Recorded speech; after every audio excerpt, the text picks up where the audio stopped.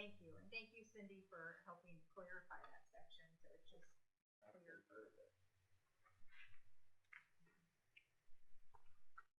Next policy we'll look at will be policy 5120, the assignment of students to schools and programs within the school district.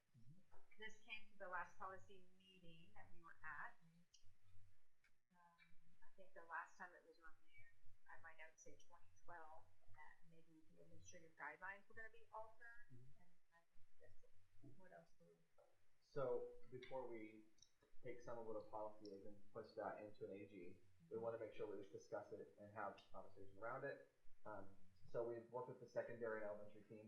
It really is, it's not just an elementary policy application. It does have applications for programs specifically. And so when we further reviewed it, we thought there's a line in here that may give the appearance that it could avoid like the high identification process to join a program because another sibling was in a program, right? Right. So if we're going to assign students to buildings because their sibling is there, it may give the appearance that someone could circumvent a process. Oh, right. And we were like, okay, we'll just clear that up and we'll have an AG. So in board docs, it's the 5120, it's 6226. There's an edit there. So what we've done is the whole policy is the same. A, B, C, and D are still there. And what we have done is the first sentence of that paragraph will say, the superintendent or designee may assign a student to a school or program other than the school serving the attendance area established by the board as outlined in the administrative guideline 5120. And so in 5120, everything that comes afterwards will be housed in the AG. And so it will clarify that to join, for example, the STEAM program, there's a lottery process. And just because your sibling is there doesn't mean you're going to automatically be assigned to a program at that building. Or if a student's in applied skills, their sibling if they're not, going to a place with also, they could be going to a different place. And so we don't want parents to get the wrong idea that if a sibling goes to the school, that the other sibling can also go to the school because of the policy. And so the AG will seek to clarify that.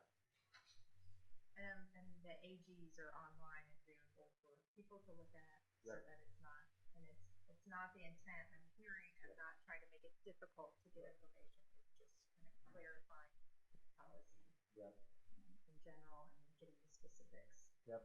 And the reason why there's no AG published for 5120 yet, Right. is because we want to make sure that it goes to the board. The board can discuss it, pass the policy if they so choose, and then we will develop the AG as soon as the policy does, and the board if that's what they choose to do. AG currently tied is 41. Yeah, because there's the books issue, right? And the AGs are off by one. Oh, right. That's So right. it's 4120. So there is an AG, but it doesn't include everything that's needed to be there. So the AG would just have to be modified, and we've already made some progress on that. Just like there's some language that is from 2014 that has to go. The law has changed, so the AG needs to update also. But again, we don't want any student or family to feel like get the wrong idea, or like that there's a way, and this causes confusion. So we're seeking to clean that up a little bit. What's our current process now? So, for instance, my kid is at Charles at 4th grade. His daughter, my daughter is in 6th grade at STEAM, and they want to go to the STEAM program. What's our process in that situation? Just want to be clarified for public too. So. Yeah. Like a 4th grader, Charles. Mm-hmm. So STEAM's a lottery. So any 4th grader and across the district, anyone can apply. It's a lottery selection. So it's a little bit random. That's how it was built and designed so that everyone has an equal chance at getting a seat in that program. So there is no guarantee that because the 6th grade sibling is at the Hibbert building, that program, that there's no guarantee that that 4th grader would also get a seat in that program, at any program. So high ability student identification process. There's some testing required called to a COGAP. So they take a test and they're identified and through a process that's rigorous. There's a committee, it's a metric system. And then STEAM program's a lottery. So there's an application the parents fill out with students and they apply. There's a lottery, it's random. And that's how the 4th graders are selected from across the district to the 5th grade. And then applied skills, the 3rd program, is based on usually an IEP or a case conference decision. And so there's some testing, but it's usually different, done by our school psych and evaluative teams to determine what services, if appropriate, to place a student in that program.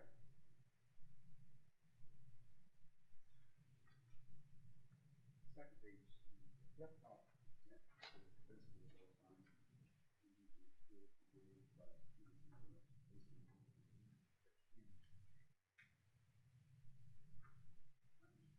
You're asking what the needs are.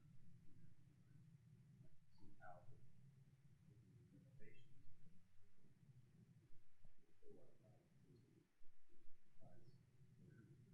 Yeah. So did you want to speak to how principals do the transfers? Yeah, so the way that the policy is written in the administrative guidelines for transfers is that parents can request a transfer to a school that's outside of their attendance boundaries. And principals will wait until the first Friday after school starts to approve or deny transfers because we need to make sure that we can service the students that are currently living in their attendance boundaries. So. And that's in the AG. Okay. I would say the needs of the board would be like we recommend staffing, the board approves staffing. So if we need a staff member, I think it would fall within the needs of the board to say we're going to recommend I don't know, for example, add a 3rd section of a grade level, or we have to change some things that may fall into the needs of the board. And I would suggest, is our applied skills, I know our applied skills is growing rapidly.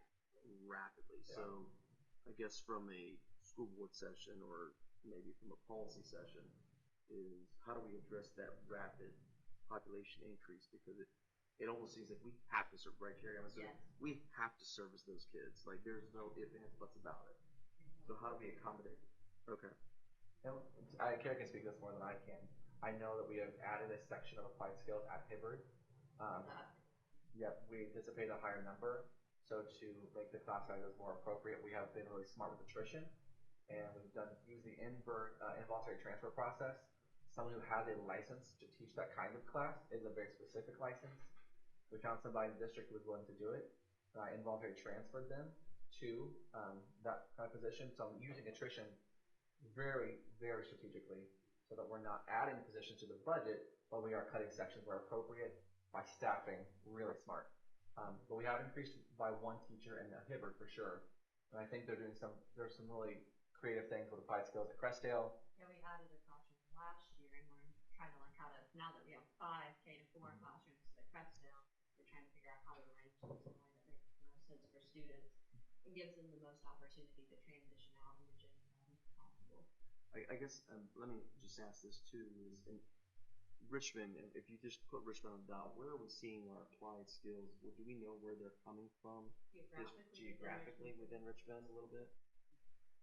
I'd have to disaggregate that, but I mean, I'm on the backside where not to put you on the spot. No, I mean, I don't think, having been in the job before where people would request testing to move them from their home school to an applied skills program, it felt equally distributed, but I'd have to pull data to know for sure. It didn't seem like there was one building that referred more than another to place kids.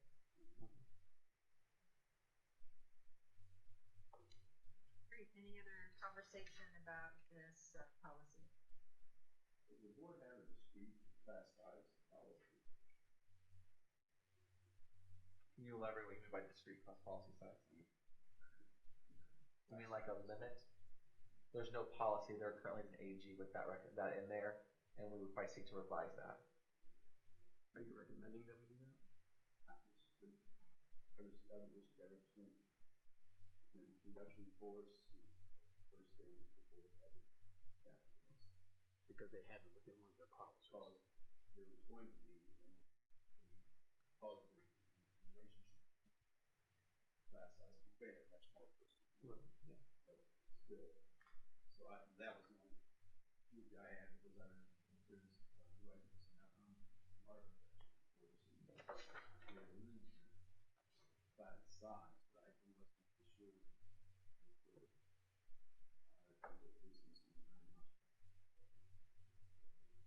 I guess I was referring to what do you guys think?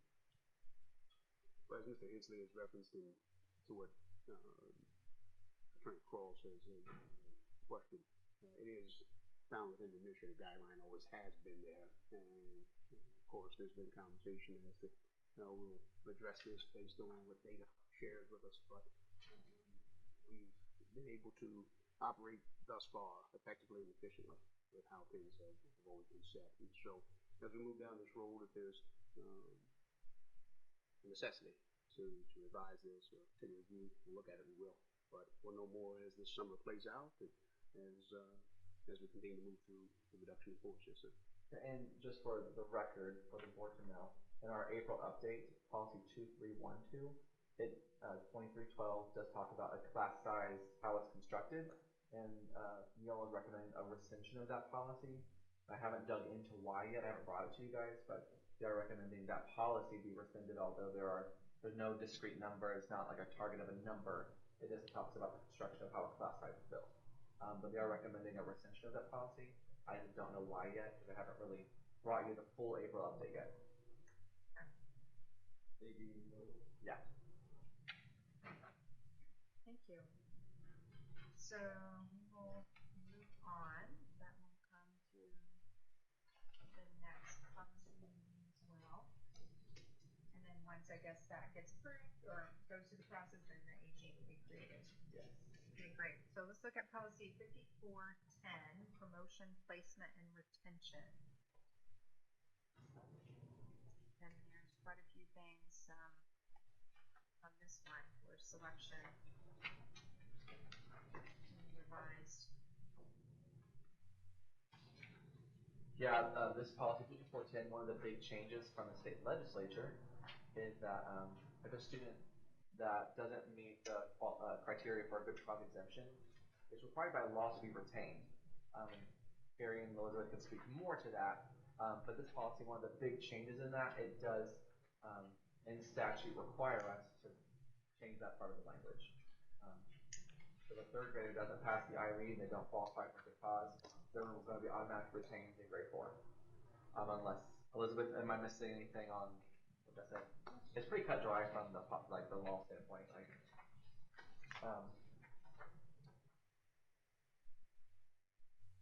So we need to go through and probably make some selections if we would like to.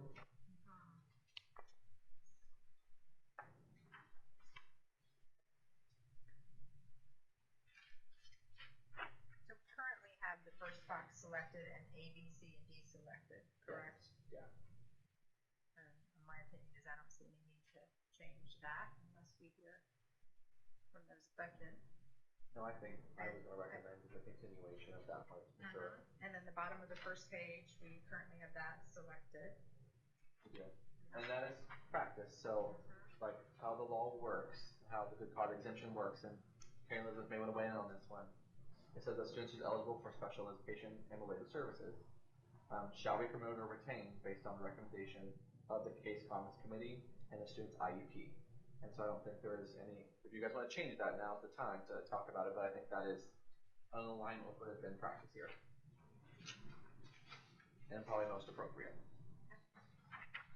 And grade placement does fall under the scope or like the parameters of the case conference committee decision. Yep. We can't take away the autonomy of the case conference. Totally agree. The top of page 2, we do not currently have that selected. And I am probably strongly against that, just as educational research that really demonstrates that grade skipping can be a positive thing for students who are gifted. So I don't know why we would ever put that in. Not that we encourage or discourage. We encourage what's best for every student. So I mean, that's how I feel, but I don't know how others feel about that statement.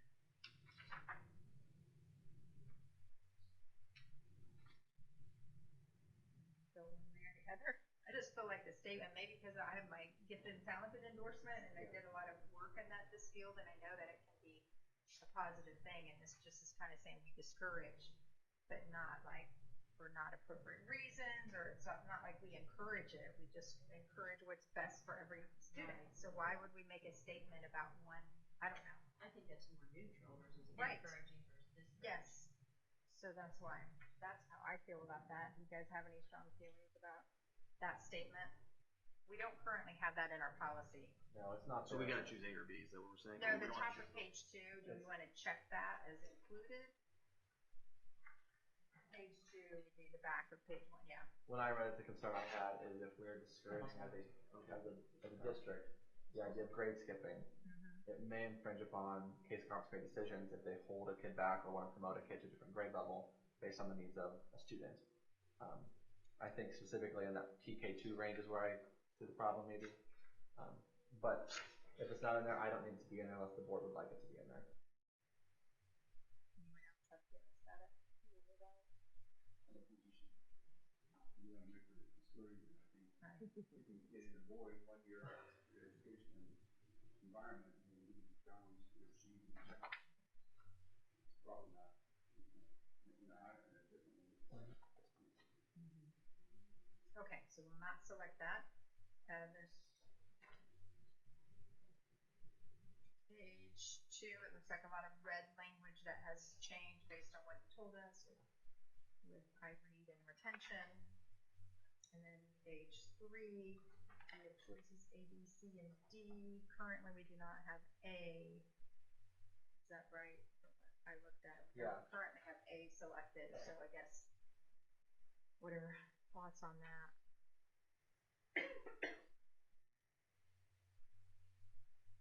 Elizabeth or Carrie, do you want to weigh in first? On which section, good cause exemptions? Yeah. Right now, we do not have the box selected that says it requires the recommendation of the professional staff for any promotion, replacements, or retention. But that's not as it relates to good cause exemptions. Are you talking on the last page, A, B, C, and D? Yes. Isn't that just in general? Or It's just in general. It's in general. Okay. Yeah. So the other things we have selected, we require the parents to be informed, obviously. Then we also require that we tried and efforts have been made to help the student, you know, before retention is kind of like a last, that's what I read it. And then kind of give the autonomy to the principal to determine what's best for the student.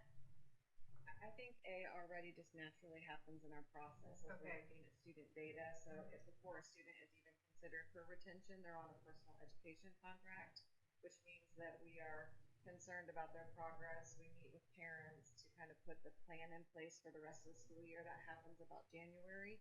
That PEC, personal education contract, goes into place. So I think that's just a natural part of our process right now. So it's just if the board wants to make it. Okay. Is there ever a time when we wouldn't require the recommendation of the professional staff who's working with them? Okay, then I think we should include it then, right? Well, we should. I Yeah, I mean, I think it makes sense. I it's think part of it. where I struggle with Okay. A is it's K-12.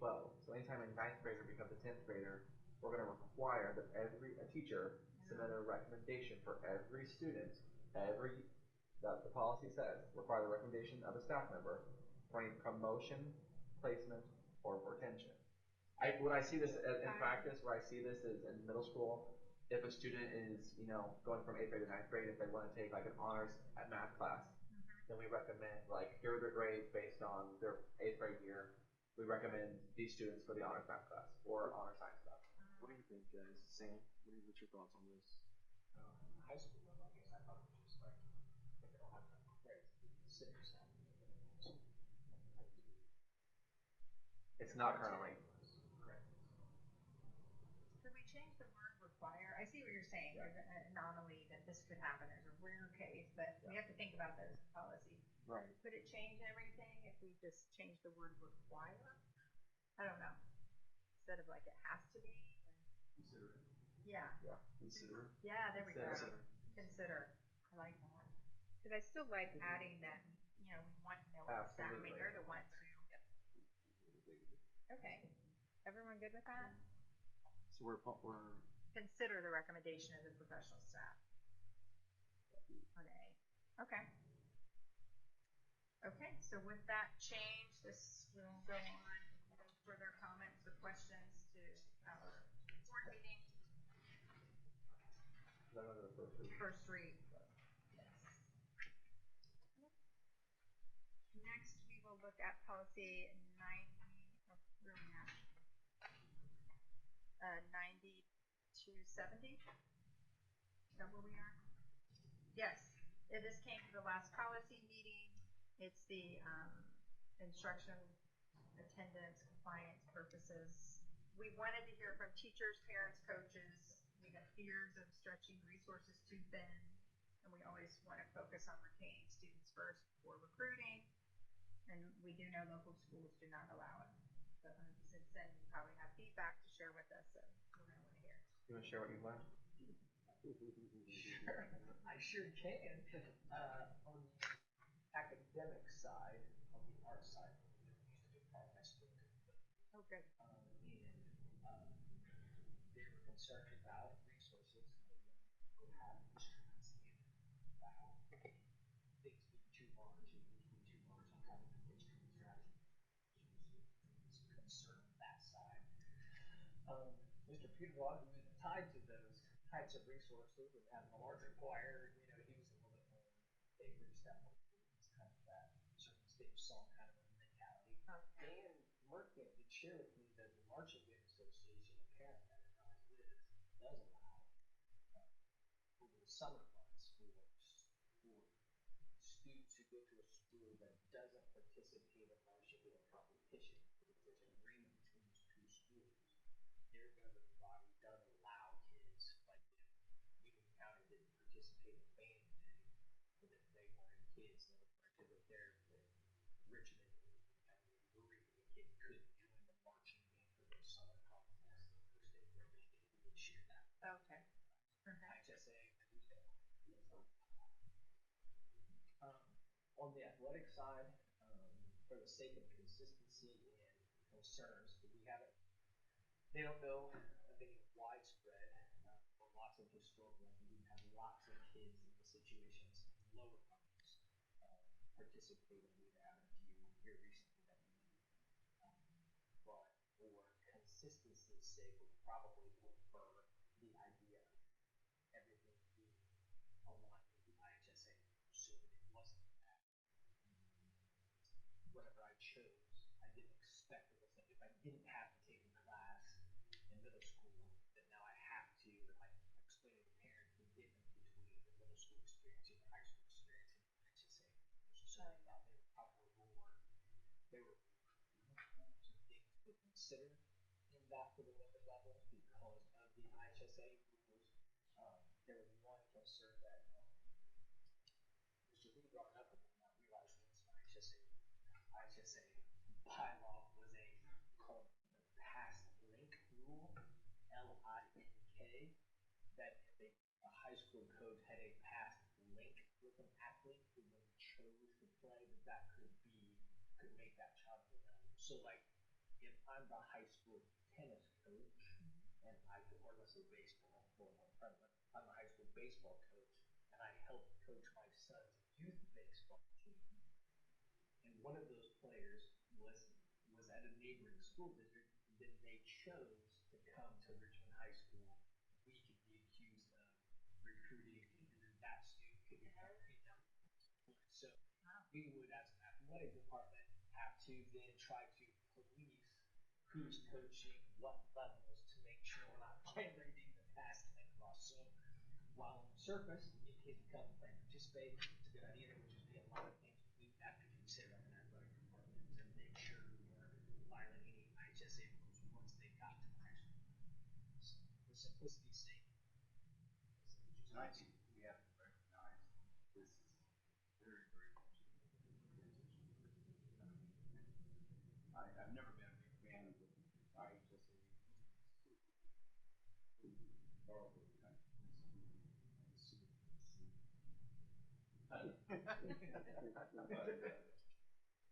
name, image, likeness, and we're not going to have cooking.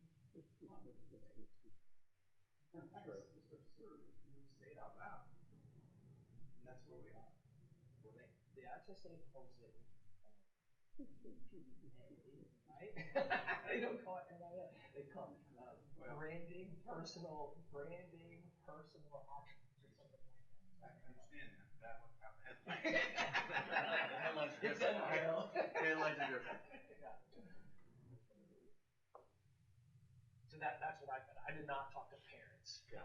So, but I did reach out to those two groups that could be impacted by that. But I think right now consistency is That's good.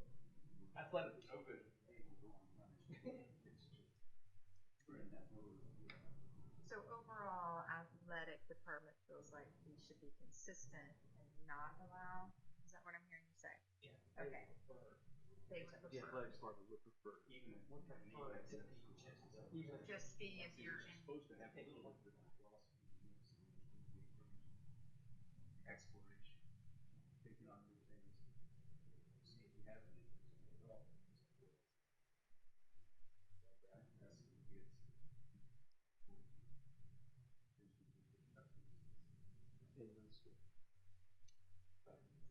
That's what I was checking. And again, they weren't saying whatever we decide, Sure, yeah, they'll follow. I'm just sharing that there would be a lot of more things they would need to look into if we were to allow them. They don't disagree with it. Let kids play on it. Kids let kids play. Like we said that. I want all kids to play sports. right, Everyone can be involved. So he just shared some of the things that they would have to consider, some extra steps they would have to take to make sure at the lower level eventually like just That applies in athletics even, for instance, so the lack of program opportunity in their home schools, broaden their options. at the high school level that is correct. What we're talking about in middle school is our board policy could allow that. Yes, could allow that. Yes, but not at the high school level because it's just yes. And that's why it's coming up because that's the kid. Like if C doesn't have players in golf, golf, we have and then, I know we talked last time about money, like kind of where the money goes. Like, does anyone use our resources? I mean, I'm just trying to understand the. Currently, and I don't know on the funding side if you submit, because I did hear, but I did not talk to Mrs. Scout, so I did hear maybe there's like a 1-7, like if a student did come in, could you submit recapture 1-7 of state tuition dollars? Like in the HSA instance, when I did sign up for one class, sign up for a game, right, so that I could play football or high school because I'm homeschooled. But we submitted for 1-7. I believe there may be an option, but we'll follow up. That I didn't know. That's what my so that might be something we should have done if we have the same type of. And this is just me trying to wrap my head around this. So currently, a student can, in the middle school, just join one of our teams and not have to take a class or do anything or be part of RCS other than just say, I want to. Is that correct? Well, that's a little bit up in the air. That's why we're revisiting the policy. Okay, is that what it currently is, or is that what I'm hearing that currently, technically? It would be my assertion that maybe what the policy says is not how it's enacted. Mm-hmm. I think the policy does say you shouldn't do that, and in practice we see that happening on very limited case-by-case basis. Right. But we do see that policy not being followed or adhered to maybe necessarily. Again, very limited cases, especially middle school. I would say I could unearth about 5 cases in the last year or so. It's very limited. It's not tons and tons and tons, but it is limited. But it does cause some problems when you think about transportation, communication, some insurance liabilities, which we retain liability always, right? There are some just general questions about the direction of the board, right? That's why we brought it. Middle school is where it gets, if we have IHSAA guidelines and rules, I think the preference from athletics, it sounds like, would be to mimic those rules in middle school so that there's not this change up when they go from middle to high. So when they go from middle school, where you don't have to take a class, you don't have to be involved with RCS, and you may just join, even though the policy says you aren't supposed to do that. We see that happening. And then high school, now you're required by IHSAA to take at least one class with us. And when I spoke to, just to be clear, when I spoke to this little co-curricular, because if I am homeschooled and I would like to be a part of the orchestra in Richmond Community Schools, there was a concern on their part that if we didn't require them to take a class, then I don't know if you're actually practicing the music that we are performing, right? It's all in your. They would prefer that if you're going to be a part of the orchestra, that's the one class you take at Dennis Middle School, so that I know you are performing the music and practicing the music that we expect you to perform.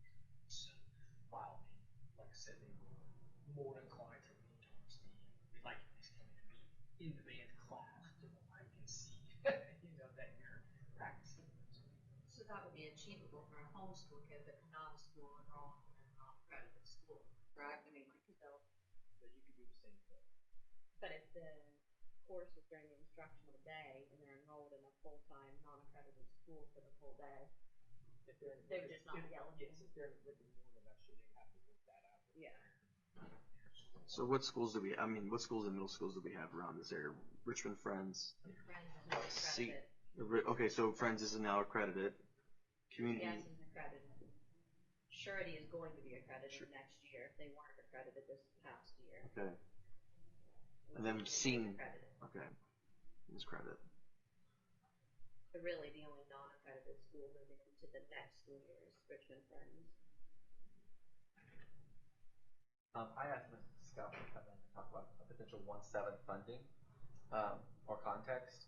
If a student attends a non-accredited or homeschool option, takes one class at the high school, can we submit a reimbursement to the state for 1-7 tuition reimbursement? So you don't get any funding for that. Is there any way to get $80 for that one? The only way is half-time dual enrolled student, and virtual also requires half-time. Yep. So in the past, we have had policies that said they had to take reading and math here, and then one other class, so that they had to be half-time in order to claim that dual enrollment. And part of the thing that we have to look at too is reading and math scores, even if they are not an RCS student, can count against us sometimes. So that's why we require reading and math as a part of their dual enrollment. So when we have allowed just a 1 credit hour student, it's just being generous. We have not actually gotten any funding for that, and it has not been. So what is count time? 3 credits, 3 classes?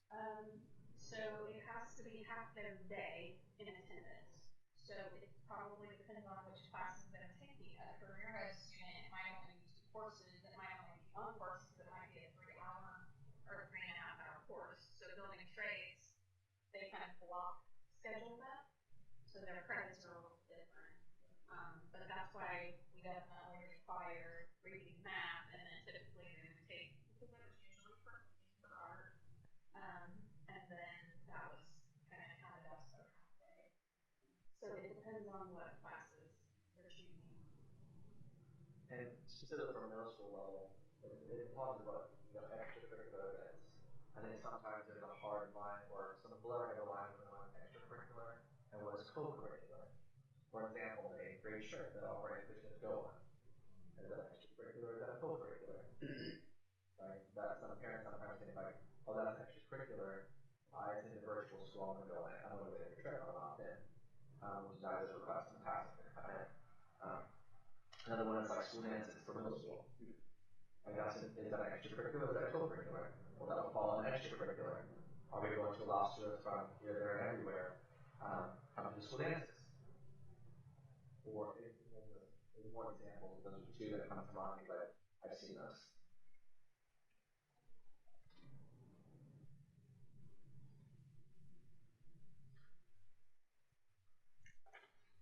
Okay, so when I look at the proposal for changes, the addition of the green statement kind of contradicts the next paragraph. Yeah. And then the next paragraph, it says things that I'm hearing aren't true, because it says we're going to submit them, so that all needs kind of go through.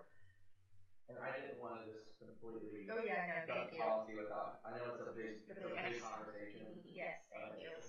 But the board has to give us the direction of like, what are we comfortable with? Get it it's a big conversation. It impacts kids, and the board cares. We care. I, Steve, personally, I think, we've got 3 board members here, but I would feel uncomfortable for the other 4 board members to not weigh in their thoughts on this personally, because if we're going to have a unity about this policy, then I need to have those 4 speak their mind about it personally before we even move on anything. Am I hearing you say we just prefer to take it to board for discussion?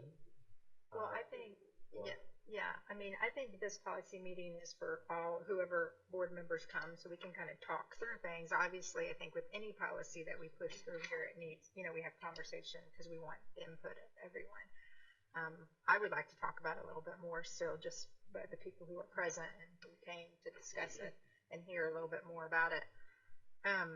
So this policy is just only basically homeschool and friend school. Is that what I'm hearing? Right. This is direct. Right. Yeah. Have we heard from friend school, and do we have students who go or who are participating through friend school with this? How does it impact it? I don't want to. Yes. Friend school. Do we have students this impacts? Like, I mean, I know I'm hearing you say homeschool, but also friend school students who are impacted by this. Because if this passes, or not, we're not passing anything here, but if this would potentially change, this could affect, they wouldn't be allowed to participate in extracurricular activities, homeschool students or friend school students. If I'm not mistaken, from the data, Richmond Friend Schools, most, if not all of their kids go straight to Richmond High School. I mean, that would be something that I would look at or try to figure out. Because they just go up to 8th grade now there? Yes. Is that right? Yes. Mm-hmm. So, do we have another policy that addresses accredited schools?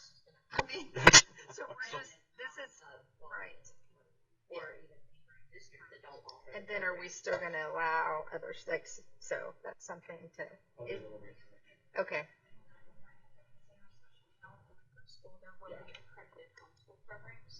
Oh. And they already exist. We just don't, they may not be Indiana State programs, but they might be accredited in the state of Indiana. So that would mean they could participate if we determined whatever that enrollment requirement was. Because there are probably accredited programs, and we know that there will be one soon. Or the addition of additional micro schools. That's a hot topic, the big word right now. Right now, it's a high school micro school. But I have seen in other communities, in my area specifically, you have K through 6 or K through 5 micro schools pop up that are non-accredited or that become accredited over the course of years. So while I think it's a long-range conversation of if the idea of a micro school or approved or accredited homeschool options, it does raise some bigger questions of how many kids might this be? It sounds like this policy needs to be a policy that covers the accredited and non-accredited school and homeschool options. It needs to have everything in it so that it's clarified that here's how we handle everything in this category. Right. I agree with that. And I think a consideration point too is when you think about the financial overhead, like of like, okay, we can't get reimbursement, but we're using our resources. If you could look at or consider, but does that connection, that foot in the door, lead to future enrollment because I'm connected with Richmond Orchestra, Right. or I'm connected with Richmond basketball team, and my current school only goes up to 8th grade? Would that then potentially lead to enrollment?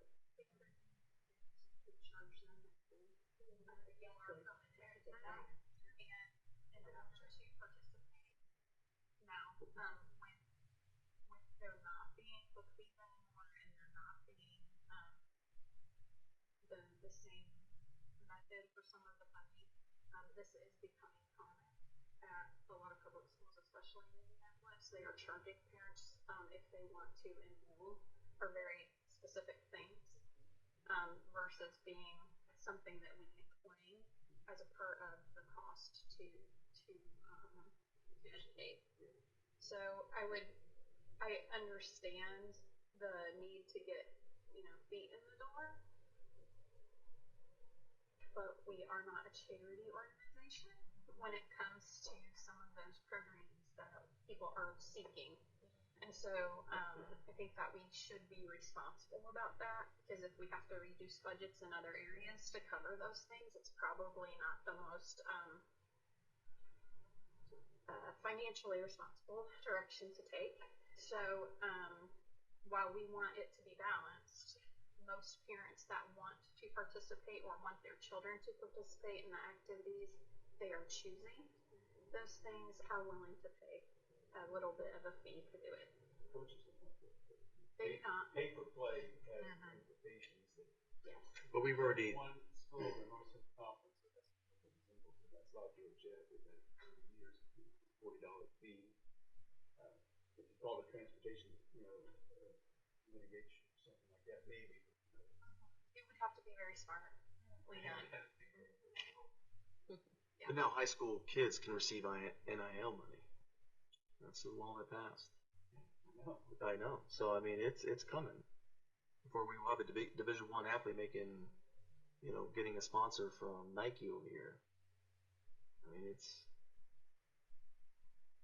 I guess my question to Karen would be too is, if you can look into and or provide us data with what fees and or fees per sport, per thing, what coaches are charging at that school that you had talked about, what that looks like, that would be eye-opening to see from a board perspective, from a financial standpoint. I don't think that they're charging for athletics. I think they're charging for people that want to come and take classes. Mm-hmm. So it's getting to be pretty new. We just had a session on it at our annual meeting, and so people are just now kind of getting into it. Honestly, I don't want to base it on other people's costs because they pay a lot more for their staff, for their benefits. They have a lot more people. So I'd like to make it, if we are going to charge a fee, I want it based on our actual costs, because I think that's the most reasonable for a family. And it's the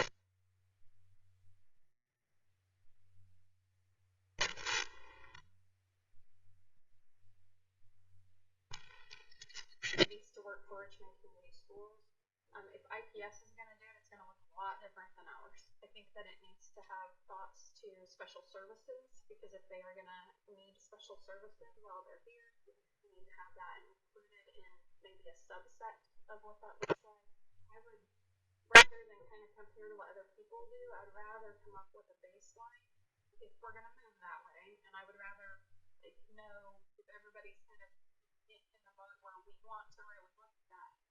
I would rather base it on our actual costs and come up with something that works for us. Because then when parents call or ask us questions, we can specifically say, this is why.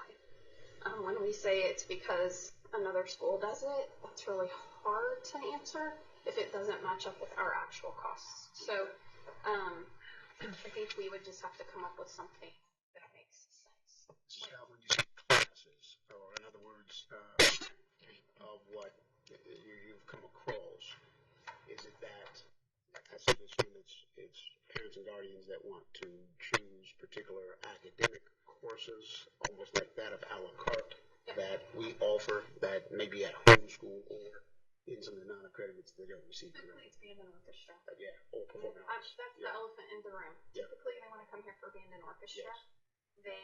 It's not necessarily for sports all the time. We've had that request often, but we see it in band and orchestra most. And so those fees, I think we would want to, we always want to consider textbooks, the cost of the staff divided by the number of hours in the day they're going to work with them. And then there's actually a calculation by the state. If we were to bill another school for their time, we could just use that same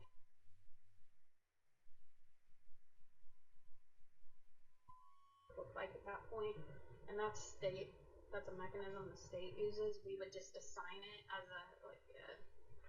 a fee for enrollment or something like that. In addition to the lab fee. I would do it in addition to the lab fee because we have to pay for the staffing for them to participate. So that's where I would go on the fee. That is typically what I'm seeing when people are charging courses. Now, pay to play is totally different. That's a charge that the athletic department would set for whatever the cost of a student to participate in an athletic program is. That's different than enrollment. When we were talking about enrollment, how to get ADM for it. So the other thing is attendance is mandatory for ADM money. So if they had poor attendance, I think that that's something that we would have to consider as well. Yeah. And I think to member Eloriada's point, and as we all have come to understand, and as state statute has now changed, and IHSAA policy provisions have changed, there's going to be that much more guidance as well as suggestions, recommendations, practices that we'll be able to review, review and reflect upon as we. And I can get like pay to play fees; those are super easy to get because people just set them. So that I can get, but coursework fees typically people kind of follow that transfer tuition, which is your actual cost. Well, the true nature of things, as was the case when I was an athletics coach, as I always expressed to my athletic staff, and as we all knew, especially there in the greater Indianapolis area, you have to recruit from within. You got to recruit your own for them to stay within your school, corporation, school district, and that's academic, athletic, the whole 9 yards, especially with open enrollment. This is just the era that we live in, and so we'll continue to meet that mark, and just as we have in other instances, we'll continue to surpass others, and we have some room for improvement in other areas as well. I'm personally really torn on it because I hear your point, and I'm like, yes, we want students to get to know RCS and how great it is and want to come here. And then I'm balance that with students who are like, oh, well, now I don't have to go here because now I can just, and I know that I want to promote RCS. I know all the great teachers and the things that are going on here. So I'm kind of like, if you want it, then come here. We can help you. We can, and so I go back and forth in my head about what's the right thing. And I know that. So I don't know if I have an answer. 1,550 kids. That's the right. answer. Right. I think we probably ought to West Elementary or the final looking at all of such one of those articles that the most recent was Western. I thought overall was a very, very well done, 8 or 10 page section of the paper. If you look at the graph, we were the far right, and everything was below the line for the tune of around 1,550. And I guess my concern is, with, let's say IU East and their high school, how, I'm really into athletics, or I'm really into orchestra and band, so do I stay at RCS, or do I go to this new high school, because now I can go to the new high school and I can still keep my band? And if I can't do that, then you know what, maybe I'm going to stay, because music is really important to me. And I think for me, the goal is to promote RCS and get students to come here. It feels like I don't want to leverage it. I don't want to, I'm not, but I'm also balancing our resources. And so. And Mrs. Brunton, your concerns and your perspective is consistent with what has been discussed not only here within the county, but also state and across the country, which is also why a lot of school corporations, many of them have drawn a line in the sand and have stated that unless you're enrolled within our school district or school corporation, you unfortunately will not have an opportunity to take advantage of the offerings. However, the other challenge that has come with this conversation is, and our State Department at first was granting 100% ADM for some of the virtual offerings in the beginning. This is years ago. Now it's at 85%. And so, whereas we are jousting and competing with others to even get that virtual presence or that virtual footprint that may be coming in due time, I think the other true challenge, or other elephant in the room that a lot of school corporations, districts have been discussing is, okay, if we have a solid virtual offering or experience or programming, then what does that do to our in-person count? If I'm at Richmond High School as a sophomore, and I now realize that, you know what, I could go virtual, still have all of the extracurricular options and opportunities, and it may now allow me to go out and earn monies through seals and pathways and paid internships, and it just there's another side of that same coin, another caveat that comes into, does that then take kids also away from the in-person experience? And now, and as we know, we still may have to cover costs because we still have to operate from the in-person and virtual. So there's some complexities to this, but one thing's for sure, we're not immune to it. There's other school corporations that are having these same conversations, trying to arrive at some similar conclusions. I think to everyone's point, I think at this juncture, arriving at what's best for Richmond Community Schools and what's best for our students and those in the future.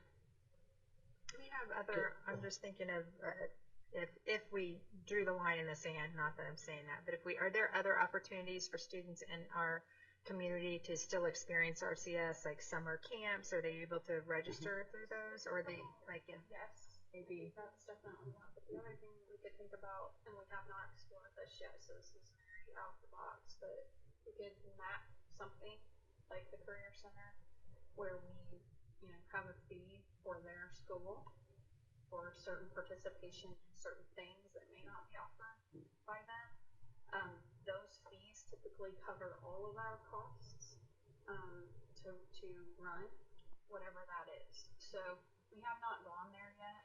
It is something that is a definite change from current things. And you, as an RCS parent, I don't know if you would want to see your kid bumped for another kid that's at a different school that's just opting in for that one-time thing, but it happens sometimes other places. The district actually used to have an unbelievable summer program that was in one of the Caribbean islands. Yes. Yes. Bermuda? Yeah. Is it Bermuda? Yes. Was it Bermuda? Travel. I remember that actually now. Now that I think of it, man, it's fun. Yeah. It was open first to RCS students. And then it was, and then when you get I think they didn't have the soul of Roman. Just think that very well. That's it. And that was a good program, actually. But if I have a kindergarten kid and I homeschool or I go to friend's school, can I enroll them in Devilettes this summer? Yes. Okay. So the other thing is the YMCA does provide homeschool groups for physical activities. I'm So trying to they- figure out how to get those other groups back into RCS if And we so didn't. That's, yes. The whole menu, Yes. have their cake and Like, eat it too. experience it and Yeah. see it, and then maybe you're gonna realize. Yeah, taste are it. open to the Yeah. public. Yes. Yeah. So they can. Trying I to could. do this today. I'd be interested. That's Right? So when I was at a private Catholic school, one thing we did really well was we had it's a different kind of experience, but we had a really strong shadow experience. So we had lots of activities and events geared towards like experience OA. We had OA for a day. We had lots of initiatives towards recruiting students to the school, and we did it very well. So I mean, if the board would like to like explore that idea, I think we can explore that idea.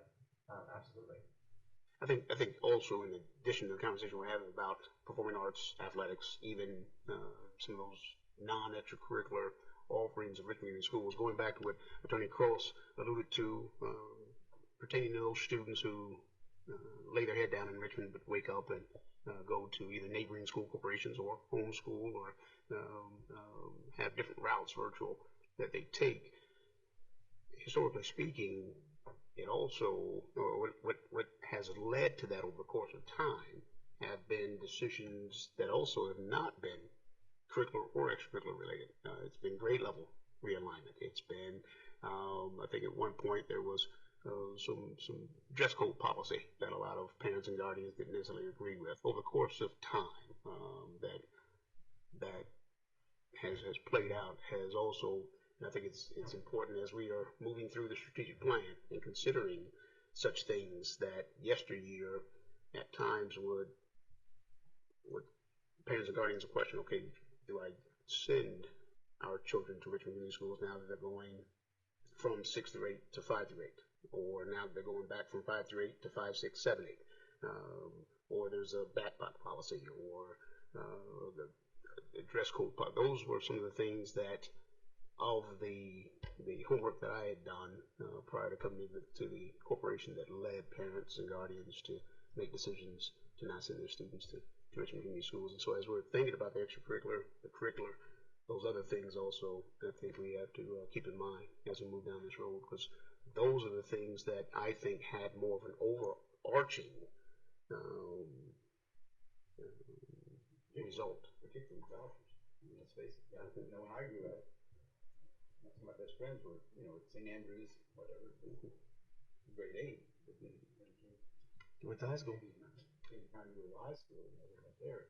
But the choice that was made for the elementary, middle school experience was funded by their parents, not by the state. That's not the way it's going to be. Not the way it is, not the way it's going to be. And a lot of that's politically by design. Well, this has been some good discussions, and I do agree we need to probably just move this to first reading so we can have a public discussion with the entire board and transparency for our different thoughts, and then we can kind of figure out whether we want to, where the majority is feeling toward which direction, which will then maybe then it'll come back to the policy meeting again and sort through some of this. Would the board like me to redline that last paragraph, or just leave it as is for one discussion? I would say redline it for me, because that's what's kind of being proposed. You wouldn't just put in green without redlining the next, so that can help maybe with some discussion we're having. And if it would be helpful for the board, I could attach the current policy Yes. and then the proposed policy with the red and green edits so you can see. Yes, that'd be great. I mean, I don't want anyone to get the idea that there's a proposed change that is going to approval. It's going to the board for a robust Discussion. Yes. And I'll send a message to the board also letting them know. Perfect.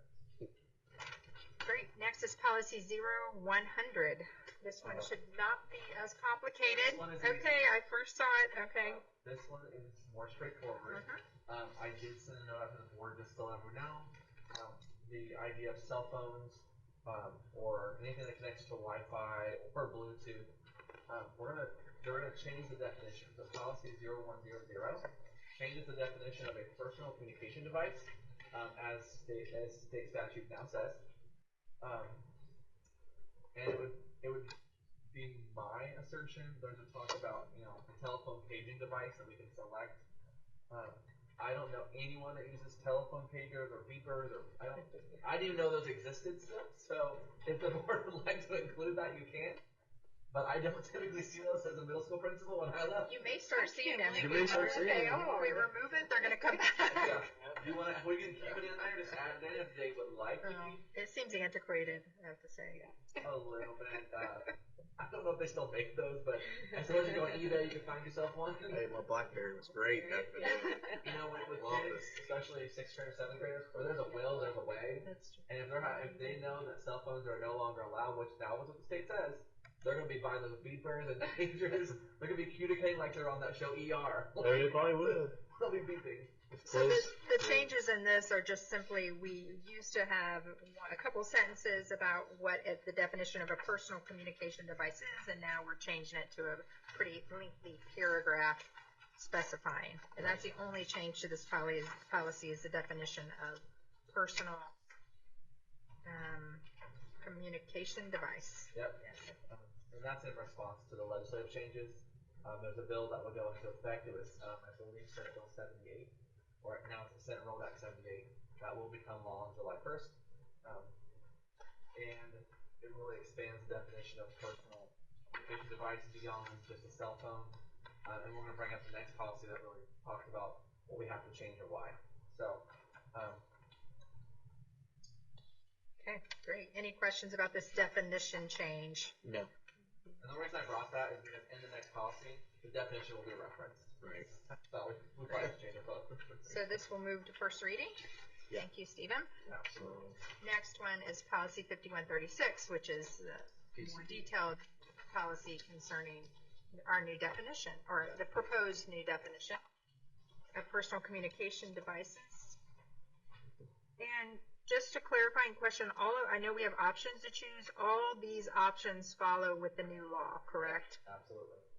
And do you have feedback from parents and teachers and principals or anyone about how they feel about this, since they are the ones impacted with this? Yeah, I've talked to some teachers about this just more casually as school's out. So I reached out to a few people that I worked with, and a lot of teachers really appreciate the heavy-handedness that the state has. The district's not the bad guy. We are simply mobilizing what the law says we have to do. And we have some ways we can address that. There's a huge conversation around not just our district, but lots of districts about technology and its role in the classroom, especially in the primary grades. What is the role of technology? When it comes to personal communication devices, that feels like a 5th grade problem usually, or that's where we see it most. But it's not to say it doesn't happen in 4th or 3rd grade, but we see it most in grades 5 plus. But as far as I'm concerned, and what I've heard is a few teachers or a few people in general, parents, they like that they can get a hold of their child. They can contact their child when they need them. That mechanism can still exist. You just call the front office. This is what we did. All the middle schools are away for the day anyway. So currently you call the front office if you can tell your child something, or you're arranging transportation or something's changed, and they get a note to your student. That exists and has existed. That's what we currently do in elementaries and middle schools. The middle schools are away for the day. Some teachers do like the flexibility of being able to use a cell phone for an instructional purpose. So if they're recording a video, for example, the Chromebooks don't do they're not the best video recording software. An iPhone's a lot better, right? But the law has changed and they've taken that option out. There is no leeway or latitude for a teacher to have an instructional purpose and they can use it in the classroom. The law now says during the instructional day, you can't have a personal communication device. And so what the board has to decide is, are you banning them from school property outright in a total, don't bring it to school property, or are we going to set a storage policy? And typically what we've been seeing across the state, because it's not just us, it's a lot of school districts, what we've been seeing is they say in your locker powered off, or in your backpack in your locker powered off. They are not to be during the instructional day in the classroom. They can't be. That's what the law says. Yep. can't be in the classroom During the instructional day, the student can't access the personal communication device. unless they have for health purposes. Yeah, I'm assuming. there are some correct? exceptions Okay. built into policy for like medical Exceptions. emergencies or emergencies like that would warrant a cell phone. There are some students who like have a glucometer, or they have like, Yes. for example, like type 1 diabetes, and they use their cell phone as like a As a device. reader, yeah. Or I saw one time this year a student had a seizure monitor, and it was being monitored through the cell phone also. So those are the examples of medical exceptions. What about their watches? Watches, and that is in the policy. If it can connect to Bluetooth or Wi-Fi, it's a PCD, and it's out. And this encompasses Bluetooth headphones. Right. Right? I was just thinking probably in the next 5 years we'll probably have some new hologram personal cell phone device. Yeah. Right. Well, we have to change statue again. So it sounds like So, we have two options, is what I'm hearing. Yep. Either we say you can't have them at school at all, we don't want to see them, or you can bring them here and you can store them in your locker, but you can't have them out during the day. Correct. It's not during the instructional day, but you could have them before school starts and after school starts and have it. Okay. I would say I'm more for the second. Is that kind of the consensus with everyone, or? That's the feedback that principals, parents have all said. Like, this is the law. We understand the law. I saw his response too. I'm in favor of that too. I just can't. I mean, we're living in such a different age. Even 10 years ago, that cell phones have become. I.e., you're wearing an Apple Watch too, Mr. Cross. I mean, you know what I mean. So it's a huge change. It is. This conversation around the impact of technology on the developing child is a huge topic. And you're seeing districts move away from technology, reconsider the role of technology. You're seeing it evolve primarily in those early grades, but I think that conversation is going to grow, and as we kind of consider the impacts on a child as they develop. But right now, excuse me if I'm wrong, but Elizabeth, I don't from grades. I mean, from K to 5 now. I mean, if I was to see a cell phone, probably more of a 5th grader. I'm assuming, not even that. So, I mean, could we adopt something to where it's like, I don't know. I mean, K to 8, we're already away from the day. Okay. So, except for, I think Hedward has a. During lunches. Right, yeah. So now it's not really a change in current practice for those buildings. Except they won't be able to have it during lunch either now. Yeah. And that's only happening at one Okay, building. one building. Right. So this really is impacting the high school. And Hibbert. Okay. Because it's kind of, and Hibbard's lunch. Right. Is the only thing. Not just impacts high school, but some students prefer to bring in if they prefer Apple, they'll bring in their own Apple laptop because they don't like the Chromebook that the school provides. That will not be allowed. So there's lots of education earbuds for kids. I've noticed that too. Kids are starting to wear earbuds a lot. That's considered a personal communication because it's connected to the internet. So talking watches and phones, all things in high school kids. And to Mr. Hensley's point, I think Mr. Pritchard also referenced it. You know, as research continues and data continues to reveal itself, technology is having particular implications, good, bad, and indifferent, that folks are really starting to pay a little more closer attention to. And one thing's for sure is that I think data is also shared that technology has not been as much of a bang for the metaphoric buck as intended. And so this too, like many other things, will continue to yield different things to consider in the future. Sounds like we're trying to eliminate distractions. And that's the key. And that's the key. And in the economy of time, TikTok is always going to be more engaging because it's With algorithm, man, if they want, yeah. And so we are asking our teachers to compete in this economy and for whose attention we keep the longest. TikTok is usually going to win because it's designed that way. But we have the educators who are equally as great, and they're winning. And we see that happen at all of the districts. All we're doing now is supporting them in that venture. What I would say is if we want to jump into everything red, is the total rewrite. Everything red has been eliminated, and it's not that it's all wrong, but it is a total rewrite for us. Okay, so red is all Red is all gone? Yeah, Okay. red is, I took the strike through out so you could read it if you wanted to. But we are on 5136, There's a 5136.01 that we did not get to today. Okay, and this Can is the proposed, is this a proposed change or no? No, the proposed changes Okay. are on 5136. Okay, and you have the things selected that, No, I'm gonna talk to some of them first. okay, you need me to stop talking. No, I don't. I love it. I'm gonna Go ahead, work Stan, through sorry. some of these. Okay. I'm on the page that has definitions, starting with the PCD. And this is with the red one, right? Yep. Okay, On got the it. red one, and then there's a drafting note that states the statute doesn't require restrictions on smartwatches unless connected to a cell phone, a tower, or the internet.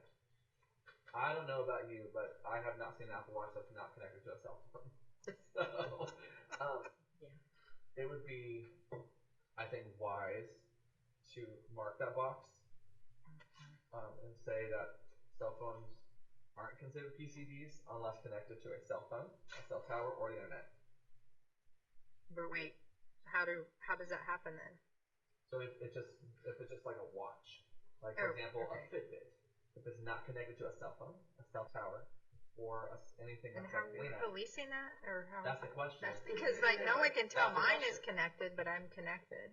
Like it's just a Fitbit.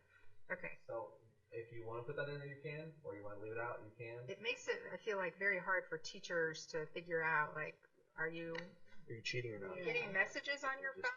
Or and I can understand the laptops now too, your own personal one, because you get all your messages on that. I think cut it out and just we have to educate our community, educate our students and families, and say smartwatches are in the locker. Yes. Unless for medical reasons. Unless for medical reason or some kind of I would leave that. I think that's consistent with the statute and what the statute's trying to. So we don't want to mark that then? No, we don't.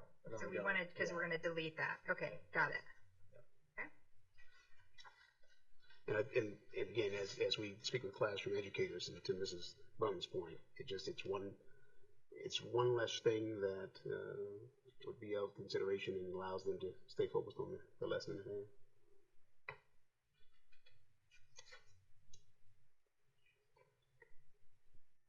So I moved to the second page where it talks about personal computer device use prohibited, and there's an exception to that. So under A, there's a drafting up there that schools may provide devices or allow students to bring their own devices for educational purposes. However, beginning July 28th, schools are required to provide that device for the educational purposes. Now, 5136.01 does, it talks about board supply technology, but there is a conversation about a student may use a device as directed by a teacher for educational purpose during the school day, and then you have to decide, are we going to require corporation supplied devices?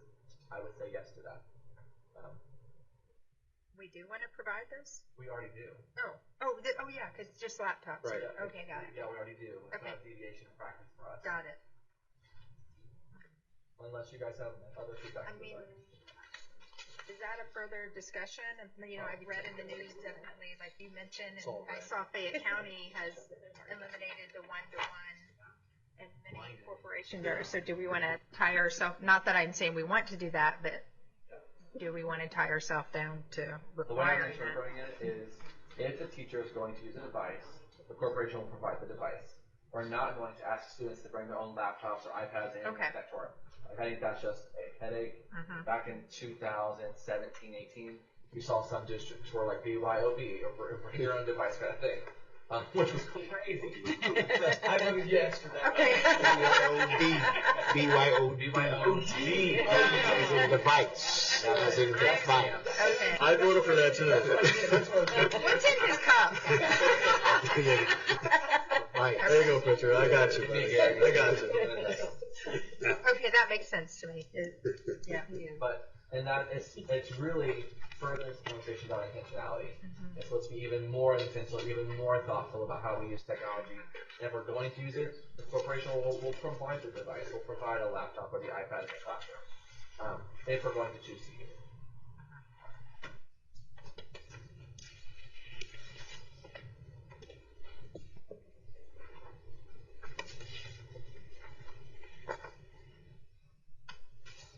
But in the exceptions, I just want parents, if they're listening, or the community, if they're listening, there are some exceptions, like if there's a documented medical condition. Correct. Right? There is an exception to use the device. If there's a requirement for it in an IEP or a 504 plan, that's required. Absolutely, we follow the IEP and 504 plan as agreed by a case conference or the committee.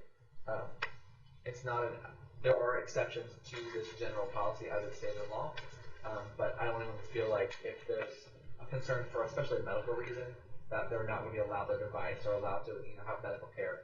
We would never infringe upon that. And if a parent has questions, they're more than welcome to reach out to their building principal or reach out to the district, and we can help kind of take care of that question. The next page, optional provision for audio recording. Yeah, this was an interesting one for me. I was reading through it. For me, it's not. I would say it's not recommended. It's not recommended by the Neola team. It's in the drafting note, but this is not recommended. And because if a student had, was dyslexic and had it in their 504 plan, that would cover them there. That doesn't mean that they can't have note-taking audio, that's part of people's plans. So we're good with that, but we're just saying someone who says, oh, I want this, then we're saying prove why you need it. Okay, I'm in favor of that. Option. So that's basically the entire page. Now here, the next page is where the board has, this is the heavy lifting of election of no device or storage policy. Well, I think the three of us I would feel say like the storage option. Austin, same thing too. So I mean, that's four. That's okay. But we'll have a full discussion when it comes. But yes, so let's say that for now. So option B is what I'm hearing the majority want, not the majority, just the board is the direction of option B. At this That's time. the feedback from parents, from principals, is that it's not reasonable to say we're going to ban them outright. We don't see that as a practical, we see it as a pragmatic issue. Like if your child has softball practice after school and school's ended, you may want to text them like, how are you getting there? Is it a bus or my car rider? Am I walking? That's a pragmatic issue that we of course are going to have to work through some issues. I'm sure there's going to be bumps. We're not the only district kind of tackling it, but we're going to be really proactive and make sure we got a plan. However, the plan K-8 has been successful the past few years already. Our K-8 community has already, and parents and guardians have adjusted to the effective protocols that we've had in place now for a few years. To echo Dr. Wright's remarks earlier about losing students to like backpack policy and dress code, not allowing it at all for after school arrangements or that security for parents, that would be another one. That's right. Absolutely. And it's something that has come up regarding our brand new micro school as to whether or not they're going to have to play by the same rules and whether or not they're going to be able to allow for devices during the day. That could detrimentally affect Weed County School enrollment numbers. Within option B, which is the storage policy, there's a section about students riding the bus. And I would recommend we say students check the May box, use their device while traveling to and from school on a corporation bus or other corporation vehicle. Because right now you could ban cell phone on school buses. Just for some security for parents, I would probably, as we experience what the law currently says and we implement the law, I would recommend that we allow parents to be able to text their child while they're on a school bus. Sounds good. Sounds good to me. Let's keep moving. We got 5 minutes. Sorry. What's the next one, Stephen? Sorry. Use of devices outside of the school day, so while they're on school property. So it's school day is defined by the building hours of start and stop. That's the instructional day. So anytime outside of that, are we going to allow them to have devices on school grounds? So we have the ability to regulate devices outside the school day. So I would, if we want to allow them, I would recommend selecting students are permitted to use devices on school property, outside of the school day.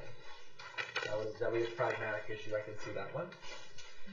During after-school activities, that's section B. I would say I like that at the discretion of the sponsor advisor coach too. So that's good. Yes. Yep. At school-related functions, again at the discretion of the sponsor advisor or coach.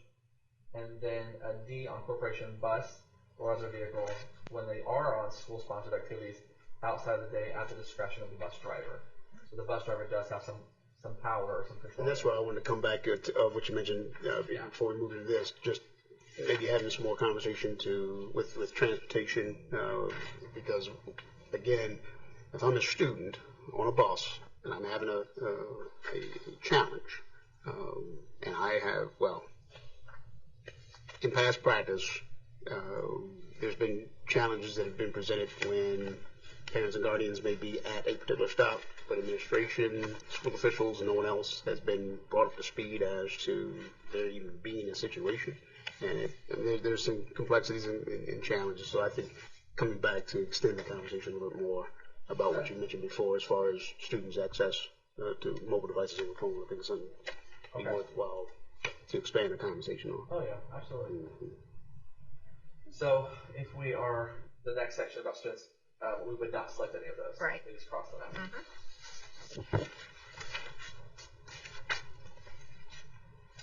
We would choose one of the options below about is the device not permitted or specifically allowed by this policy, or the device use is allowed except as permitted by this policy. I feel like that was a very interesting way to say that. I need to read that about 4 times. Not used, permitted unless. What is allowed? Except. Choose. It's like saying the same thing in a different way. One's kind of positive, one's a little negative, right? Is allowed. I think you would go with the first one. I think it's the first one. I think so too. Next page.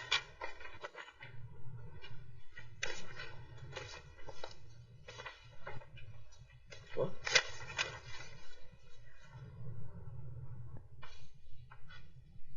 So there's a paragraph about what happens if a student violates the policy and the privacy rights of another person. Jeez. So I have my phone and I record someone. Okay, yeah. Okay. So they shall or they may have it confiscated. I'm cautious to put this into policy. I think I would almost prefer to develop an administrative guideline so that we are not pigeonholing principals and deans into how they must respond to what could be a progressive issue. But every situation is unique. Yeah, again, if a student's breaking the law by doing some illegal activity, that's a different conversation than what this sounds like to me. But again, I would develop an administrative guideline, which I think we're going to need about cell phones and the guidance here for principals and our building leaders, our deans, so that we don't put them in a corner about what they have to do. Right. So this whole policy really needs to go, what we've discussed, and then go to the board for a first reading, which will be a discussion that, it may end up coming back here is what I'm feeling, but it'll be good to hear. And then policy 5136.01, how does that differ from what we just, So this is a new one. yes, it's Okay. a new one. Can I go back to 5136? No, we're done. Oh wait, no. I'm sorry. He's on it today, man. Like, it's 11:30, man. Go ahead. When it comes on the last page about enforcement, again, right there's an option there. I would put the enforcement process probably with an AG, and it's really be subject to every school has a handbook, and so subject to like what the handbook says. So I would put some of that language between those last couple pages into an administrative guideline, so that buildings can respond as appropriate as defined by their handbooks as using this as a policy as reference. I think that's a great idea. I agree. Okay. So then the next one, 5136.01, and this is completely new. Yep. This is a brand new one. So when we're talking about devices in school usage, there are devices that are not PCDs that can be used. So what we are essentially saying is that those devices, if it's, for example, ELL students or students who are learning the next language, they sometimes have devices like, it looks like an iPad, but it's a translation device. But it connects to the internet and it meets the criteria for a PCD. This is not a PCD, but it is for instructional purposes. So that's why we're calling it personal electronic equipment other than a PCD. Unless there was a clause where it allowed translation services in the last policy. Yes. That was the third criteria that you could have one. Absolutely. Medical, IEP, Oh, or great. translation services. So then what, do we need this then if we were already covering ourselves? I wanted to bring it just so you Okay. can see it. It was a new policy for us. It's not currently a policy we have. I wanted the board to at least read it, and if you want this policy, you could choose to adopt it. I'm not recommending like you have to, but I just wanted to make a conversation around whether or not you want it. Oh, and it really breaks down It breaks it the down, though, devices. right? Do we need it broken down, or do we want to keep it I would. a little general? I'm 50-50 on this because here's my problem, and I know Richmond. If we're not specific enough, then they're going to come back and say, well, it's not in there. So part of me says, yes, put this in because then it covers everything. But the problem I see with you, Chris, is too, I'm like, how do I mean, it's covering, I don't know. I personally would move to the point of going towards adding this in. Just my opinion. Well, for sake of time, I can do a little more research. I can look around other districts. I That'd can be see. This came in the yellow update that I worked together. By July 1, 2026, we're supposed to have a policy on the books. We won't because this will go to first reading probably, and then we'll do a second reading maybe an approval. I would target for August or for July to have a policy approved, so that we could implement and develop AG's guidance. With we know the principle knows what the law says. Every building knows what it says. It's just how we enact the law and how we monitor that, police it. I think it opened up some conversations that principals will probably need some time to think about and develop thoughtfully before they arrive in August on the first day. Sure. Boom box. So time is of the essence. So this let's go over 5136.01. You are going to look at and kind of decide whether that first part is covered on the last one, and whether this next session, your opinion is we need it, or it should be an AG, part of the AG, or whether we should. And you'll kind of come back to the next policy meeting with this one. Yep. Okay, that sounds good. Absolutely. Any other questions or comments on any of the policies discussed today? Okay, great. Before we adjourn, let's figure out our next policy meeting date. I do want to make a note. We have this committee, the policy working groups, have done a lot of great work. And right now we have a hopper of policies that we need to work through, and it's like more than 6 or 8. And so for expediency during a board meeting, we would be thoughtful about how many we bring to a board meeting. So this one I would intend to bring to June, but we do have a hopper full of policies that the board should think about how we want to officially get those to board, first read, second, whatever they want to do. So we don't. We have a cadence on what we need to do. Yeah, because there's a lot right now. And this is prior to the Neola April update, so I haven't brought anything from it. So what do you recommend, Stephen? I would have to get with Dr. Wright on this, but I would almost recommend if you have a quorum, Ron could tell me, you could approve a policy at a first reading and take it to second reading at a board meeting if you had a quorum at a special meeting. Is that correct? Yeah. So if you have 4 come to a policy meeting like this, we get 4. We could have a marathon policy where we take things from what we discuss, get a first reading, and take it to the second reading at the board meeting, which would expedite the process a little bit. I think if you're going to do that, then you probably need to move the time, instead of 10 to 11:30, you need to move that up to evening time, like 4 to 5:30 or whatever. And I think our next meeting, we alter them every time, so the next one will be at 4. Yep. Do you guys feel comfortable with that? Just because, and some of these are probably just correct, like technical corrections. Some of them aren't. I'm assuming they are quick. Yeah, there's several quick ones that are just like definition changes. That may be good. A to shall, and just get it over with. Yeah. Okay. So whenever the board is comfortable getting, if we do an evening one and a quorum could be here, and you could, adjourn a meeting and you could do a quorum vote, take it from first to second for policies, be a little faster. Okay. Let's figure out our next meeting date, and then I'll reach out to the board and see if we can get 4 members there to possibly do that for our next meeting. Absolutely. Okay. And maybe if the 3 of us look at our calendars, then we may have 3 of us that may be able to. I already know my dates. Already ready to go. Oh. Just ready. Okay. So, do we typically stick to Tuesdays? So this July 7th at 4 p.m. Uh-oh, Michael's making a face. Actually, I can do that meeting because my daughter will be at soccer camp, so. Okay. I won't have any Does that work for responsibilities. you? Stephen, does that work for you? July 7th at 4 p.m.? Absolutely. I can July 7th for. Okay, great. The next policy meeting will be July 7th at 4 p.m. here in the board room. And thank you all for being here. Appreciate your time. If there's members of the board, if we need to get 4 and the date doesn't work, feel free. If you guys want to change Okay, it, well- just change it. We can modify. Just kind of email. Okay. Just email you, Kristen, on that, Yep. or text you. Okay. Yeah, I'll send a message to everyone to get that one. Thank you. Okay. Thank you. Thank you, Stephen. Yep, appreciate it. Carrie, thanks for being here. Thank you.